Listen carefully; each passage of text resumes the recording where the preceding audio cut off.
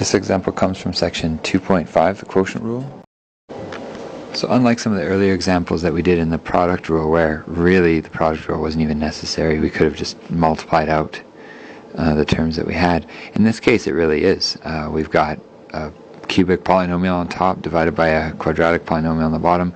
Really no great way of finding this derivative besides using the quotient rule. So remind myself that if f of g equals this, then the derivative, just to write down the formula one time here in the first question, the bottom times the derivative of the top minus the top times the derivative of the bottom divided by the bottom squared. So in this particular case, my derivative is going to equal x squared plus 7 times the derivative of the top, which is 3x squared plus 4x minus 3, minus the top, x cubed plus 2x squared minus 3x plus 4, times the derivative of the bottom, which is 2x. All of that divided by x squared plus 7 squared. Now that's an expression for the derivative. You could use it to find slopes of tangent lines and then find equations of tangent lines, all the things that we've used derivatives for up to this point.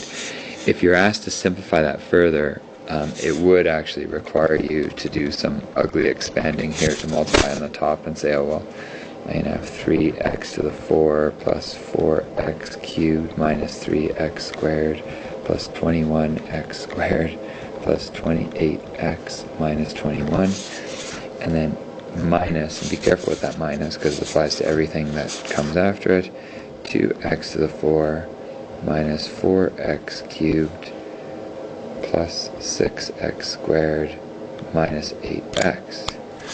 All of that again over top of x squared plus 7 squared. The reason why I don't expand out the denominator is it's not going to go anywhere. It's not going to look any smaller than it does right now. But the numerator was worth doing because I could see I was going to have some like terms. I'm going to have 3x to the 4 minus 2x to the 4. So I have x to the 4. I've got 4x cubed minus 4x cubed, and those guys just go away. I've got 3x squared, negative 3x squared, plus 21x squared, plus 6x squared. So, you have to take a second and combine your like terms. 21 minus 3 is 18, plus 6 is 24x squared. I have 28x minus 8x, so I have 20x, and then I have minus 21. All of that divided by x squared plus 7 squared. That numerator doesn't appear to factor in any meaningful, useful way, at least not easily, and so this would be an acceptable final answer for the derivative of that rational function we were given in the first place.